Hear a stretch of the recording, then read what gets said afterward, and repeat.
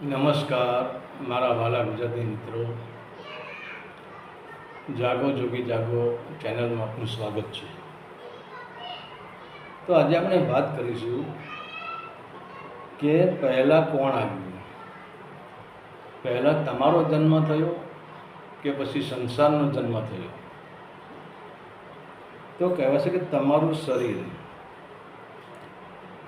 એ પણ એક મનનું કારણ છે. બીજા નંબરે આપણે જોઈએ કે શરીરનું બંધારણ ક્યાંથી થયું. જ્યારે કંઈ જ નહોતું ત્યારે એક મહા ઉર્જા હતી, એક ડાર્ક મેટર હતું, ડાર્ક એનર્જી હતી. એમાંથી એક સ્પંદન થયું, એમાંથી એક તરંગ આવ્યો, એમાંથી એક કંપન પ્રગટ થયું અને એ કંપનની અંદરથી એક મહાશક્તિ, જેને આપણે જગત જોગ માયા કહીએ છીએ, જેને અષ્ટાંગી દેવી આપણે કહીએ છીએ, એ અષ્ટાંગી દેવી, એના અષ્ટાંગી દેવી કેમ કહેવાય છે કે એના 8 અંગ છે. એના 8 અંગ કયા? તો 5 તત્વ એ અષ્ટાંગી દેવીના 5 અંગ છે અને 3 ગુણ એ પણ અષ્ટાંગી દેવીના અંગ જ છે. એટલે 5 તત્વ અને 3 ગુણ મળીને અષ્ટાંગી દેવી થાય. હવે વિચાર કરો, અષ્ટાંગી દેવીનો જ્યારે ઉત્પત્તિ થઈ, અને એટલે આપણે કહીએ છીએ એજી ગુરુજી શક્તિએ કર્યો સમાગમ, 3 પુરુષ પ્રગટ કીધા છે. 3 પુરુષ એટલે 3 ગુણ, બ્રહ્મા વિષ્ણુ અને મહેશ અને પંચતત્વ. આમાંથી પ્રગટ થયું. હવે આમાંથી પ્રગટ થયા પછી હવે એ 5 તત્વમાંથી આપણે જોઈએ કે આકાશમાંથી વાયુ, વાયુમાંથી અગ્નિ, અગ્નિમાંથી જળ, જળ અને પૃથ્વી. આ 5 તત્વ જે પ્રગટ થયા, તો છેલ્લે પૃથ્વી તત્વ, અને પૃથ્વી તત્વને એ 5 તત્વનો સહયોગ મળ્યો અને 5 તત્વના સહયોગથી પૃથ્વી તત્વ ઉપર જે આપણે વનરાઈ કહીએ છીએ, ઝાડપાન કહીએ છીએ, શાકભાજી કહીએ છીએ, કે અનાજ કહીએ છીએ, કઠોળ કંદમૂળ જે કહીએ તે, એ બધું 5 તત્વથી અંદરથી પ્રગટ થયું. તો હવે પહેલાં જ્યારે અષ્ટાંગી દેવીના ઉપર કંઈ જ નહોતું ત્યારે શૂન્ય જ હતું. અને તમે શૂન્ય એ જ તમારું ઘર છે, શૂન્ય એ જ તમારું ઘર છે, શૂન્ય એ જ તમારું મુકામ છે. એટલે કે નાતા સૂરજને, નાતા તારલિયા, નાતા દેવોના દરબાર, એ પહેલાં તમે હતા.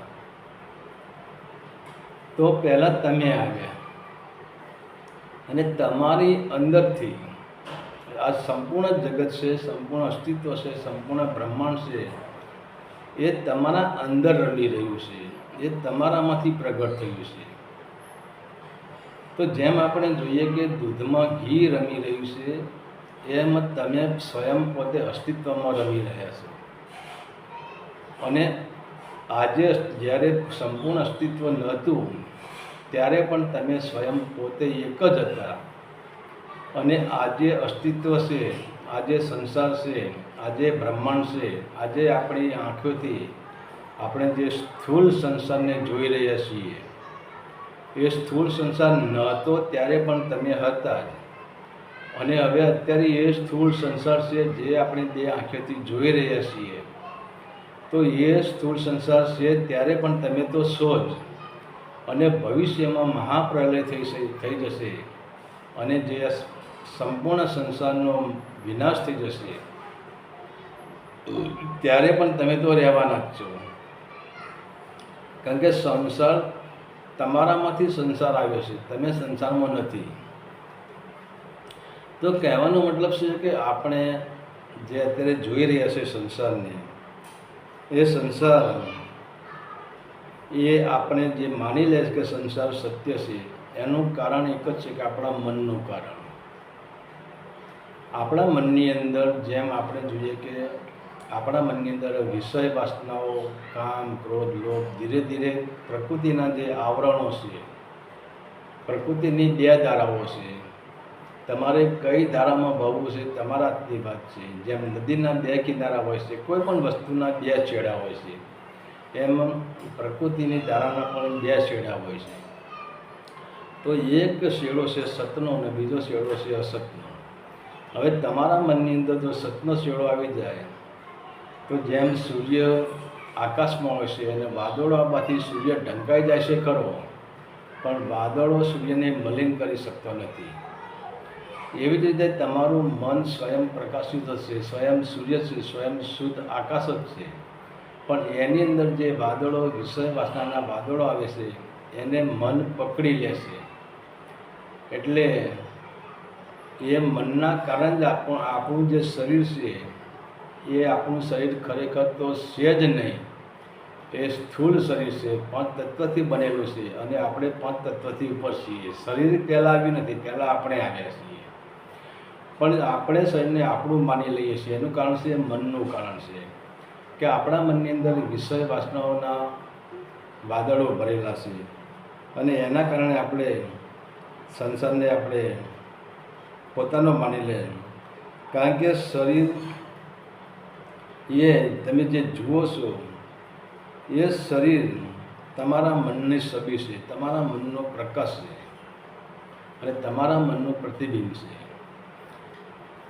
જેમ આપણે જોઈએ કે એક મૃગજળ, અને એ મૃગજળની પરિસ્થિતિ એવી હોય છે કે મૃગલાને તરસ લાગી તો સામે નજર કરે છે તો એને રણમાં જળ દેખાય છે. હકીકતમાં એ જળ હોતું નથી, જળ મિથ્યા હોય છે, પરંતુ એ મૃગલો જળને પાણીની તરસ માટે એ દોડતું દોડતું જળ પાસે જાય છે અને જેમ જેમ એ મૃગજળ તરફ જાય છે એમ એ મૃગજળ દૂરને દૂર જતું જાય છે અને છેવટે શું બને છે? છેવટે એ મૃગલો તરસ્યો ને તરસ્યો ત્યાં મરી જાય છે. એમ આપણી જે વિષય વાસનાઓ આપણા મનના કારણે આપણે વિષય વાસનાઓને પકડી લીધી છે અને એના લીધે આપણી ચેતના પણ મલિન થઈ ગઈ છે અને ચેતના પણ વિષય વાસનાઓના પાછળ દોડી રહી છે. જેમ એક તરસ્યો મૃગજળ પાછળ દોડી રહ્યો છે એમ આપણી ચેતનાઓ, આપણી મન, એને એમ લાગે છે કે આ સત્ય છે અને વિચાર તો કરો, સંસારની સંપત્તિ આજ દિન સુધી કોઈની થઈ નથી, કોઈની થવાની નથી. સંસારમાં કોઈને સુખ, શાંતિ ને આનંદ મળ્યો નથી અને કોઈને તૃપ્તિ થઈ પણ નથી. એમ છતાં જે મૃગજળના જે મૃગલાની દશા છે આજે એ દશા આપણી થઈ ગઈ છે અને એટલે જ આપણે માનીએ છીએ કે હું પાછળથી આવ્યો છું અને આ સંસાર પહેલાં પ્રગટ થયો છે. કારણ કે આપણે સંસારને અધિક માનીએ છીએ, આપણે આપણા શરીરને આપણે પોતાને અધિક માનતા નથી, શરીરને અધિક માનીએ છીએ, સંસારને અધિક માનીએ છીએ.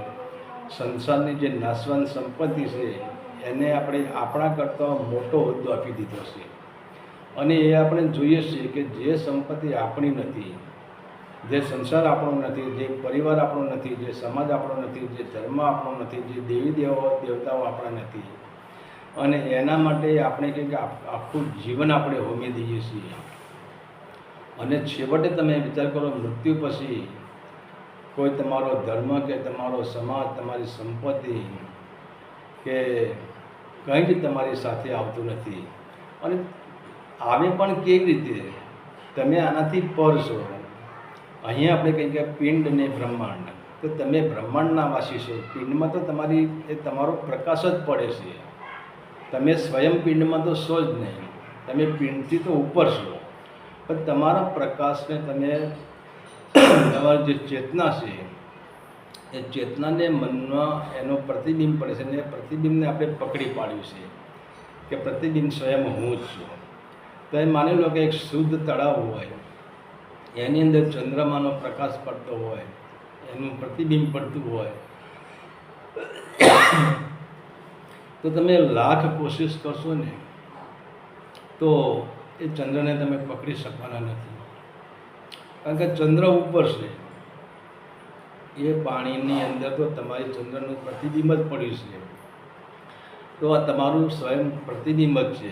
પણ હવે આપણે અજ્ઞાનતાના વશ, બેહોશીના વશ, આપણે અંધકારના વશ, કારણ કે આપણે જે સ્વયં છીએ, સ્વયં આપણે પ્રકાશિત સૂર્ય જ છીએ અને એ સૂર્યના નીચે જેમ એક પ્રકાશિત, માની લે કે પ્રકાશિત બલ્બ છે, એના પર ધીરે ધીરે આપણે આવરણ નાખી દઈએ તો એનો પ્રકાશ ઓછો થઈ જશે, અને પ્રકાશ ઓછો થઈ જશે તો એક સમય એવો આવશે કે અંધકાર છવાઈ જશે, તમારા ઘરમાં જ અંધકાર છવાઈ જશે. અંદર તો તમારો બલ્બ ચાલુ જ છે, બધું તમારા ઘરની અંદર અંધકાર છવાઈ જશે. અને અંધકાર એ જ બેહોશી છે, અંધકાર એ જ અજ્ઞાનતા છે, અને એ જ અંધકારના લીધે આપણે મારું મારું કહી રહ્યા છીએ, અને એ અંધકારના કારણે આપણે સ્વયંના પ્રકાશને પણ ભૂલી ગયા છીએ. તો કહેવાનો મતલબ છે કે અનંત જન્મોથી તમે બ્રહ્માંડના વાસી તો, પિંડના વાસી તો તમે છો જ નહીં, તમે બ્રહ્માંડના વાસી છો. અને સૂર્ય ભલે આકાશમાં હોય છે પણ એનો પ્રકાશ ધરતી પર ફેલાવે છે, એવી જ રીતે તમે બ્રહ્માંડના વાસી છો, તમે આકાશમાં તમે સ્થિર છો. અને તમારું જે ચેતનારૂપી આકાશ, તમારો મનરૂપી આકાશ, મનરૂપી પ્રકાશ, ચેતનારૂપી પ્રકાશ એ ધરતી પર ફેલાઈ રહ્યો છે.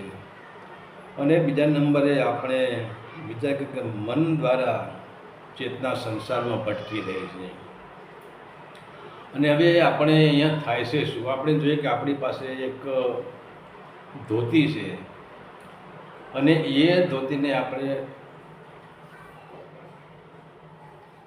કાંટાવાળી વાળમાં સૂકી દઈએ, તે ધોતી વ્યવસ્થિત આપણને મળવાની નથી, એ ધોતી ફાટી જવાની છે. તો એવી જ રીતે આપણું જીવન અમૂલ્ય, આપણે જેને મનુષ્ય જન્મનો અવતાર કહીએ છીએ, એ મનુષ્ય જન્મ આપણો એડે જાય છે, પણ આપણે સત્ય સુધી પહોંચી શકતા નથી. અને બીજા નંબરે આપણે એ જ અજ્ઞાનતાના કારણે કે આપણે સંસારથી પર હોવાના સત્ય પહેલાં આપણે આવ્યા છીએ અને આપણામાંથી સંસાર ઉત્પન્ન થયો છે, એમ છતાં આપણે સંસારને સત્ય માની બેઠા છીએ. હરિ ઓમ તત્સત. આદેશના પ્રણામ.